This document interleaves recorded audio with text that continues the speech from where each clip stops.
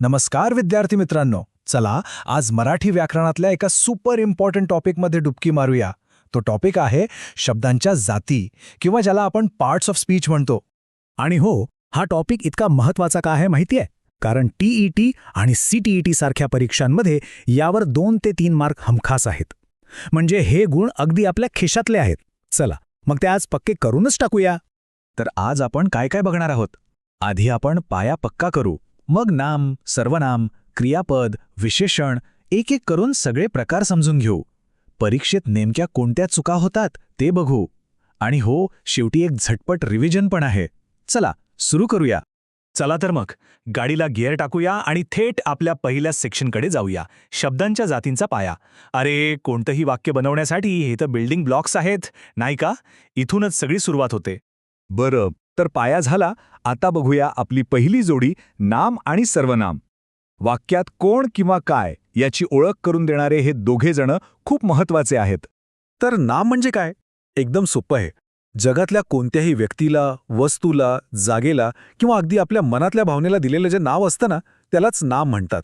उदाहरणं बघितली की लगेच कळेल. बघा, राम हे एका व्यक्तीचं नाव आहे. शाळा हे एका ठिकाणाचं नाव आहे. पुस्तक ही एक वस्तू झाली. आणि आनंद ही एक भावना आहे. हे सगळे काय आहेत? नाम. आता नामांमध्ये पण थोडे प्रकार आहेत बरं का. जसं की राम हे झालं व्यक्तिवाचक म्हणजे प्रॉपर नाऊन. मुलगा हे झालं जातीवाचक म्हणजे कॉमन नाऊन, कारण ते कोणत्याही मुलासाठी वापरता येतं. आणि आनंद हे झालं भाववाचक म्हणजे ॲब्स्ट्रॅक्ट नाऊन, जे आपण फक्त फील करू शकतो.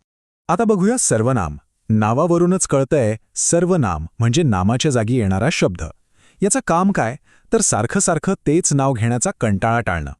आपण रोजचाही शब्द वापरतो. तो, ती, आपण, मी ही सगळी सर्वनामं आहेत. हे शब्द नसतील तर विचार करा, आपलं बोलणंच किती विचित्र वाटेल, नाही का? आणि परीक्षेसाठी एक खास ट्रिक लक्षात ठेवा. जेव्हा तुम्हाला वाक्यात नाम पुन्हा पुन्हा वापरायचं नसेल, तेव्हा तिथे जो शब्द येतो तो म्हणजे सर्वनाम. सोपं आहे. चला आता पुढच्या जोडीकडे जाऊया. क्रियापद आणि विशेषण. हे दोघे वाक्यात ॲक्शन आणि ड्रामा म्हणजे क्रिया आणि वर्णन आणतात. क्रियापद नावाप्रमाणेच वाक्यातली क्रिया किंवा ॲक्शन दाखवणारा शब्द. म्हणजे वाक्यात नेमकं काय होतंय हे सांगण्याचं काम क्रियापद करतं. याच्याशिवाय वाक्य पूर्णच होऊ शकत नाही. जसं की खाणे, धावणे ही झाली मूळ क्रिया. आणि जेव्हा आपण म्हणतो तो वाचतो किंवा तो झोपतो, तेव्हा ते क्रियापद वाक्याला पूर्ण अर्थ देतं. कळलं ना? आता बघूया विशेषण. याचं काम आहे नामाबद्दल किंवा सर्वनामाबद्दल थोडी एक्स्ट्रा माहिती देणं. म्हणजे ते कसं आहे, किती आहे हे सांगणं. एक प्रकारे नामाची स्तुती करणारा शब्द. उदाहरण बघा, मुलगी हे नाम आहे, पण सुंदर मुलगी म्हटलं की सुंदर हा शब्द त्या मुलीबद्दल जास्त माहिती देतो. तसंच मोठे घर, चांगला, एक, दोन हे सगळे शब्द नामाचं वर्णन करतात, म्हणून ते विशेषण आहेत. ओके, आता आपण आपल्या शेवटच्या पण महत्त्वाच्या प्रकाराकडे आलो आहोत. तो म्हणजे क्रियाविशेषण. हे समजलं की आपण सगळ्या गोष्टी एकत्र करून बघू. क्रियाविशेषण. लक्षात ठेवा, हा शब्द क्रियापदाचा मित्र आहे. जसं विशेषण नामाबद्दल सांगतं, तसंच क्रियाविशेषण क्रियापदाबद्दल अधिक माहिती देतं. क्रिया कशी, कुठे, केव्हा घडली हे सांगतं. तो धावतो हे साधं वाक्य झालं. पण तो जलद धावतो म्हटलं की त्याच्या धावण्याबद्दल जास्त माहिती मिळाली. कशी धावतो? तर जलद. तसंच ती हळू बोलते. आज, येथे हे शब्द क्रिया कधी आणि कुठे झाली हे सांगतात. सोपं आहे की नाही? चला, आत्तापर्यंत जे काही शिकलो ते या एका टेबलमध्ये पटकन बघूया. हा टेबल म्हणजे आपला चीटशीट समजा. नाम म्हणजे नाव, जसं की राम.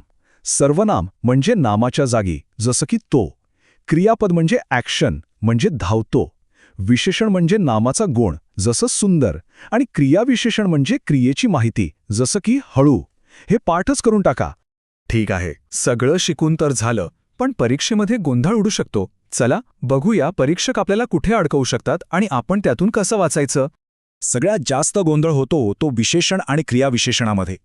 क्रिया कशी घडली हे सांगितलं की क्रियाविशेषण, आणि नाम कसं आहे हे सांगितलं की विशेषण. हा फरक पक्का लक्षात ठेवा. तसंच हा किंवा तो हे कधी सर्वनाम असतं तर कधी विशेषण. यातही लोक चुकतात. आणि हो, सकर्मक आणि अकर्मक क्रियापद ओळखणं पण थोडं ट्रिकी असू शकतं. चला तर मग आता प्रॅक्टिसची वेळ. पहिला प्रश्न तुमच्या स्क्रीनवर. राम शाळेत जातो या वाक्यात राम काय आहे? सर्वनाम, नाम, क्रियापद की विशेषण? विचार करा आणि बरोबर उत्तर आहे बी, नाम, कारण ते एका व्यक्तीचं नाव आहे. पुढचा प्रश्न. तो धावतो यात तो काय आहे? नाम, सर्वनाम, विशेषण की क्रियाविशेषण? हे तर सोपं आहे. बरोबर उत्तर आहे बी, सर्वनाम, कारण ते नामाच्या जागी आलंय. प्रश्न तिसरा. ती सुंदर आहे यातला सुंदर हा शब्द काय आहे? नाम, क्रियापद, विशेषण की सर्वनाम? विचार करा, सुंदर कोणाबद्दल सांगतंय? ती बद्दल. म्हणून उत्तर आहे सी, विशेषण. चौथा प्रश्न. तो जलद धावतो यात जलद हा शब्द काय आहे? विशेषण, क्रियाविशेषण, नाम की सर्वनाम? इथे जलद हा शब्द धावतो या क्रियेबद्दल सांगतोय, म्हणून उत्तर आहे बी, क्रियाविशेषण. आणि हा शेवटचा प्रॅक्टिस प्रश्न. तो पुस्तक वाचतो या वाक्यातलं क्रियापद ओळखा.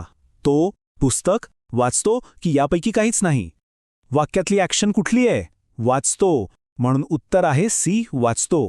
छान. वाह, खूप छान सराव झाला. चला आता शेवटच्या टप्प्याकडे जाऊया. आपण जे काही शिकलो ते परीक्षेसाठी लक्षात कसं ठेवायचं याची एक फायनल उजळणी करू. मागच्या परीक्षांचा पॅटर्न बघितला ना, तर एक गोष्ट नक्की आहे, शब्दांची जात ओळखायला सांगणारे 2-3 प्रश्न हमखास येतात. नाम सर्वनामावरचे प्रश्न सरळ सोपे असतात. खरी कसोटी लागते ती विशेषण आणि क्रियाविशेषण ओळखताना, आणि क्रियापदाच्या प्रकारांवरचे प्रश्न थोडे मध्यम लेवलचे असतात. चला सगळं एका मिनिटात लक्षात ठेवूया. ही आहे आपली गोल्डन की. नाम म्हणजे नाव, सर्वनाम म्हणजे नामाऐवजी, क्रियापद म्हणजे ॲक्शन, विशेषण म्हणजे क्वालिटी आणि क्रियाविशेषण म्हणजे ॲक्शनची इन्फॉर्मेशन. बस एवढं लक्षात ठेवलं तरी खूप झालं. तर मित्रांनो, आता आपला पाया अगदी पक्का झाला आहे. एक विचार करा, या 5 प्रकारांपैकी पुढच्या टप्प्यात कोणता प्रकार मास्टर करण्यासाठी तुम्हाला सगळ्यात जास्त मेहनत घ्यावी लागेल असं वाटतंय? यावर नक्की विचार करा.